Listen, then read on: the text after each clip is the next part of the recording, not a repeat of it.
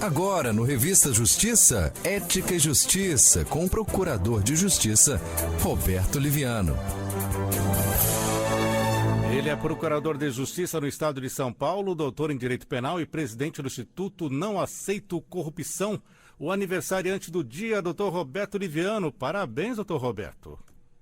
Opa, obrigado, Sérgio, pela lembrança. Uma grande alegria estar celebrando meu aniversário, acumulando juventude, né, Sérgio? Exatamente. Celebrar o meu aniversário aqui junto com você e com todos que nos acompanham aqui toda terça. Para mim é motivo de muita alegria. Muito obrigado pela lembrança. Me sinto renovado a cada dia, sempre para aquilo que vem pela frente, procurar sempre fazer o melhor para tornar o mundo melhor, deixar o mundo melhor para as próximas gerações. Eu acho que esse é o verdadeiro sentido da vida. E começar aí o dia do aniversário com uma medalha de ouro também fica histórico, né, doutor Roberto Liviano?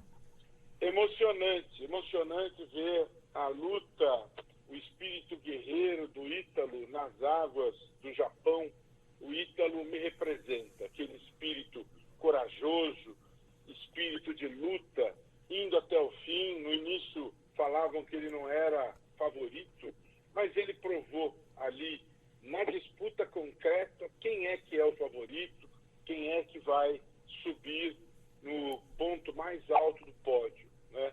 O Ítalo, ele encarna o espírito resiliente, o espírito guerreiro de luta do brasileiro, assim como a fadinha Raíssa Leal também me emocionou muito de ver aquela menina que vem de Imperatriz, do Maranhão, com a sua leveza, com a sua alegria, com o seu estilo e coragem, não se intimidando diante de outras gigantes asiáticas e de outros lugares do mundo, brilhando e representando o Brasil de maneira altiva, né, na esfera do esporte mundial, né? Então, Ítalo e Raíssa, nossa fadinha, são exemplos do Brasil que pode dar certo, né? O Brasil vitorioso, o Brasil que nos representa. Tanto Ítalo como Raíssa me representam. Fiquei muito feliz com essas conquistas, que venham outras, né? Que a gente possa reverenciar e dar oportunidade para outros jovens poderem chegar lá e darem muito orgulho a todos nós. O esporte é patrimônio cultural do Brasil. Muito bem, futebol feminino está acontecendo agora, Brasil e Zâmbia. Vamos aguardar. E as demais modalidades, o que o senhor tem acompanhado? Eu tenho visto o que é possível, compatibilizando aí com os desafios do trabalho, né? E espero que o Brasil, o Sheffer também, foi muito bem diante dos gigantes da natação, conseguiu uma heróica medalha nos 200 metros, também extraordinário. E tomara que a gente consiga mais, o judô também, o nosso judoca também foi brilhante. Tomara que a gente consiga trazer muitas alegrias, porque o momento é de muita tristeza, são 550 mil óbitos já da pandemia, esse drama que afeta a humanidade toda, e muita tristeza, muita tragédia, muita dificuldade, né? E o esporte, ele vive esse momento universal que tem essa questão do congraçamento dos povos através das Olimpíadas, né? Então, apesar de tudo, que nós consigamos cumprir a nossa jornada de uma maneira digna, de uma maneira correta, de uma maneira altiva e corajosa. Tomara que tenhamos aí um bom desempenho e que o esporte seja valorizado, seja tratado como uma política pública de verdade, com investimento, planejamento, de forma séria, de forma profissional, de forma respeitosa aos atletas que se empenham, que lutam, que dedicam anos e anos e anos para chegar no momento das Olimpíadas representando a nossa nação.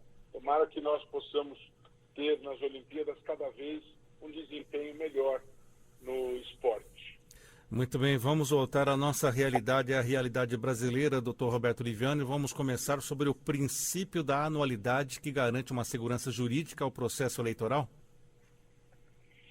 Pois é, esse princípio ele foi estabelecido a partir da emenda número 4 de 93, como você acaba de enunciar, ele é justamente um instrumento que visa garantir segurança jurídica.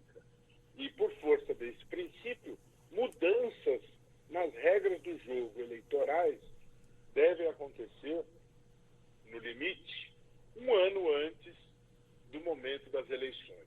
Por isso é que há uma discussão que está sendo travada a nível Congresso Nacional, visando modificar as regras para as eleições de 2022. O grande problema, Sérgio, e quem está nos acompanhando, é a falta de uma discussão mais profunda, mais democrática, mais participativa, que envolva a sociedade como um todo.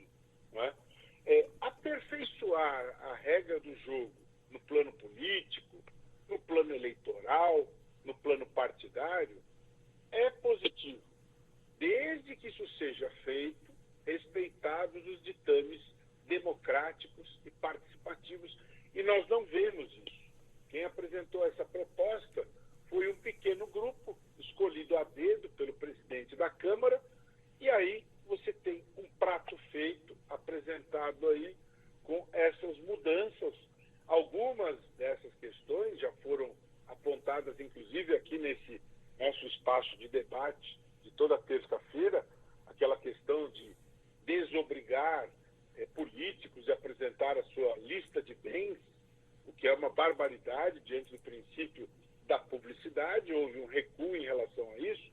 No entanto, existem uma série de outras questões, como, por exemplo, a desobrigar os políticos, desobrigar os partidos em relação a se submeter às regras oficiais da Justiça Eleitoral, pretendendo que eles possam submeter as suas despesas, as suas contas a auditorias privadas contratadas pelos próprios partidos, privatizando essa fiscalização. Eu costumo dizer, já houve um debate semelhante no passado, imagina, Sérgio, como seria a vida do fisco, da Receita Federal, se nós, contribuintes, pudéssemos prestar a declaração, cada um da maneira como bem quisesse, sem uniformidade, sem nos submetermos às regras oficiais da Receita.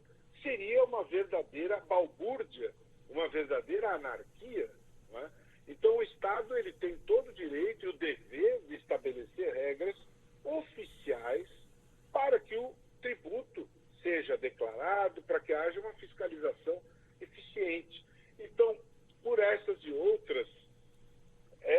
muitas outras questões graves que são colocadas por várias organizações da sociedade civil, que é necessário um freio nessa reforma. Não é assim que se faz, não é desta maneira assodada que se estabelecem estas mudanças. Aliás, da mesma maneira vem se colocando a questão do voto, né? Está se querendo impingir goela abaixo, implantação do voto impresso auditável, como se o nosso sistema não funcionasse. Não é? Já houve várias declarações de organismos internacionais, dos ex-procuradores gerais eleitorais, mais de 40 países do mundo usam o sistema eletrônico, ou seja, o sistema eletrônico é uma evolução do sistema eleitoral. Está se querendo criar um fato no sentido de abalar a segurança jurídica do voto eletrônico. E aqui é o que se pretende proteger com o princípio da anualidade, que o eleitor tenha essa segurança, essa previsibilidade em relação ao cenário político eleitoral, e um ano antes das eleições não se possa mudar a regra do jogo, para que ele possa consolidar as suas escolhas, para que haja uma estabilidade política em tudo isso. Então, é um princípio saudável e vem na contramão justamente dessa saudável e desejável segurança jurídica. É o que todo mundo espera, é o que a cidadania precisa, é o que nós precisamos para uma boa distribuição da justiça e para que se evite o abuso do poder político e econômico no campo eleitoral. Outro assunto agora é a PEC 32 de 2020, que traz uma mudança no regime jurídico. Até o ex-presidente do Instituto dos Advogados do Brasil, Paulo Sérgio Ferraz, ele afirma que com o fim da estabilidade não teremos servidores depondo em CPIs, doutor Roberto Liviano. Sem dúvida, sem dúvida. Quando você vê um servidor tendo a coragem de ir a uma CPI para poder prestar o serviço à nação e esclarecer fatos, o que há por trás disso?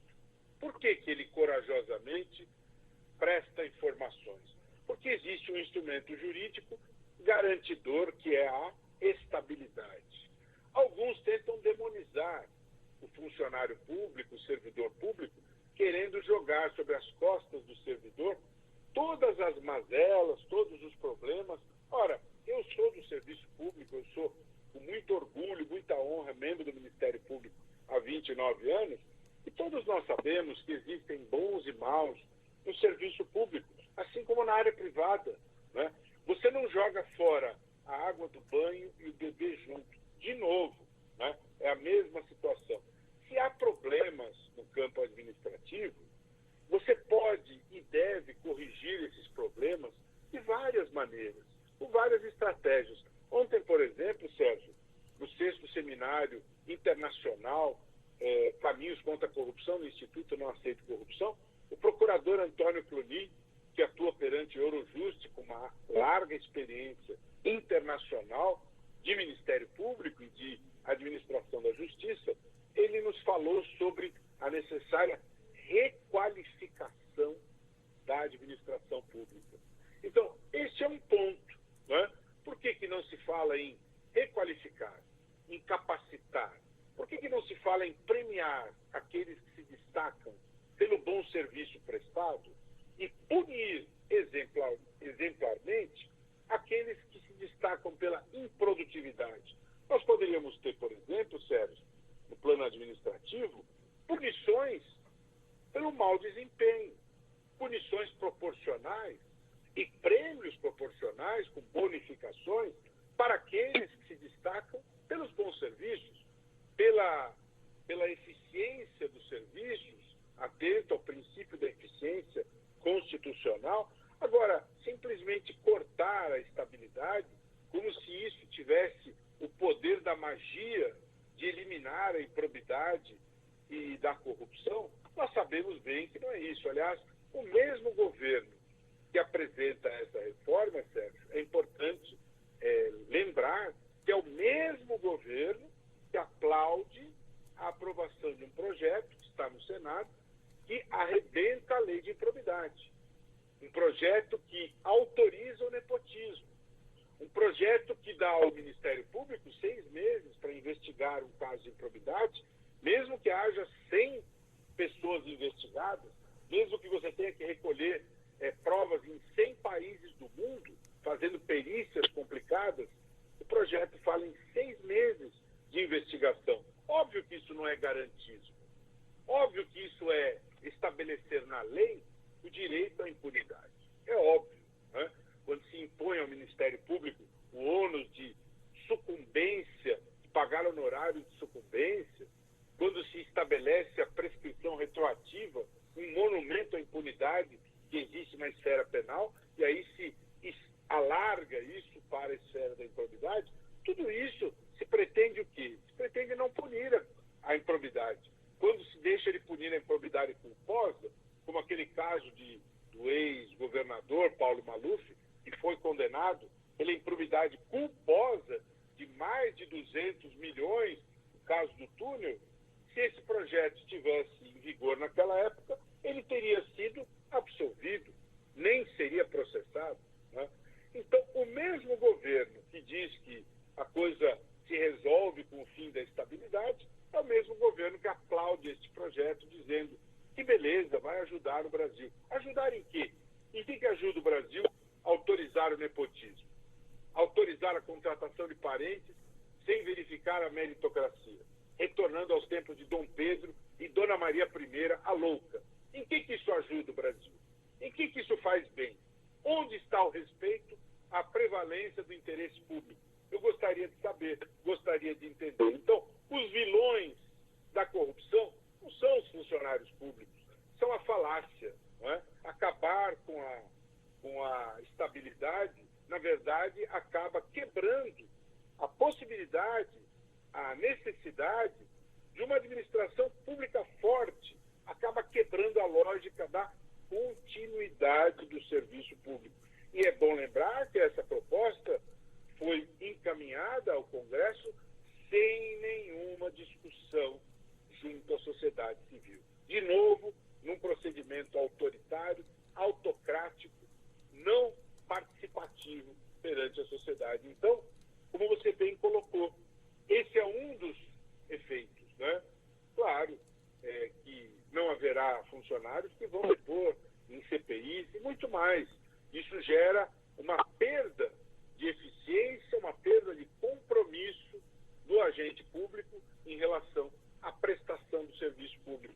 Porque a estabilidade, na verdade, ela é uma ferramenta garantidora dessa continuidade.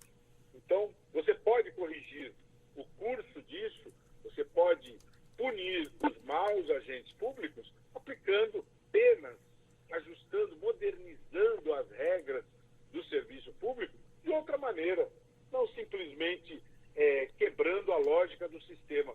O hospital está com problemas de funcionamento, vamos reformar o hospital. Não vamos fechar o hospital, porque se você fecha o hospital, as pessoas falecem por falta de atendimento médico. Né? Então, é exatamente aquilo que eu disse no início. Não se joga fora a água do banho e o bebê junto. Vamos corrigir o que está ruim, o que está com problema, e não simplesmente quebrar a estabilidade do funcionalismo como se isso fosse a solução, a panaceia que resolve todos os problemas. E para fechar, doutor Roberto Liviano, vamos falar de uma denúncia do Ministério Público de Minas Gerais do prefeito de Itaúna por corrupção ativa. Pois essas denúncias, Sérgio, elas se multiplicam todos os dias. Não é? Todos os dias essas denúncias se multiplicam e o Ministério Público cumpre o seu papel de proteção do patrimônio público, cumpre o seu papel constitucional de proteção do patrimônio público. Agora, é importante as pessoas terem bastante atenção em relação aos efeitos que podem advir de mudanças como a reforma administrativa, da qual nós falávamos, em que se quebra a estabilidade para inflar a administração pública de cargos de confiança, para aumentar a cultura do compadrio político, não é? E essas situações como essa de Itaúna, em que nós temos aí o abuso do poder, nós temos a prática da improbidade. Por quê? Porque acaba de ser aprovado, como eu disse, há um mês, o esmagamento da lei de improbidade administrativa pela Câmara. Né? Agora o Senado discute essa matéria. Lá no Senado, o PL recebeu o número de 2025. Aliás, haverá uma sessão pública de debates proposta pelo senador Nelsinho Trade, agora no dia 3 de agosto, no retorno do recesso. Né? E a sociedade precisa ter os olhos bem atentos, bem abertos a isso, porque a lei de improbidade é a principal lei que está à nossa disposição, principal ferramenta de combate à corrupção no Brasil. Então, notícias como essa, de oferecimento de ações, de tomada de providências, podem se tornar raridades a partir da aprovação desta mudança da lei, assim como o combate à corrupção em geral. Então, a sociedade precisa ter atenção, porque o que nós queremos? Que o crime e a corrupção prevaleçam ou que a sociedade seja respeitada nos seus valores. Tenho certeza que nós queremos a prevalência da ética, da integridade e do interesse público. Muito bem, doutor Roberto Liviano, todas as terças-feiras conosco, procurador de Justiça no Estado de São Paulo, doutor em Direito Penal e presidente do Instituto Não Aceito Corrupção e gol do Brasil no futebol feminino, doutor Roberto Liviano, contra a Zâmbia, 1-0, e também feliz aniversário mais uma vez, até a próxima semana. Que maravilha, parabéns às nossas meninas, que o Brasil conquiste aí o ouro também no futebol feminino, com a Rainha Marta e todo esse time maravilhoso de guerreiras, né? As mulheres brasileiras são extraordinárias, a Fadinha Raíssa e todas essas mulheres fantásticas que nos representam lá em Tóquio. Quero fazer um convite final. Pois não. O Instituto está realizando o seu 6º seminário Caminhos contra a Corrupção, vai até sexta-feira. Hoje nós vamos ter aí o segundo painel sobre impunidade, mediado por Eliane Cantanhede, da Globo News, e debatendo Miguel Reale Júnior, ex-ministro da Justiça, Tereza Sadek, cientista política, e o procurador Irapuan Santana vão debater impunidade. Das 9h30 às 11h, você obtém todas as informações no site do Instituto, nãoaceitocorrupção.org.br, e pode assistir pelo YouTube do Instituto. A partir das 9h30, o acesso é aberto. Você é muito bem-vindo, você é muito bem-vinda. Parabéns a todos nós que lutamos, temos resiliência e vamos em frente, procurando construir juntos um país cada vez mais justo, ético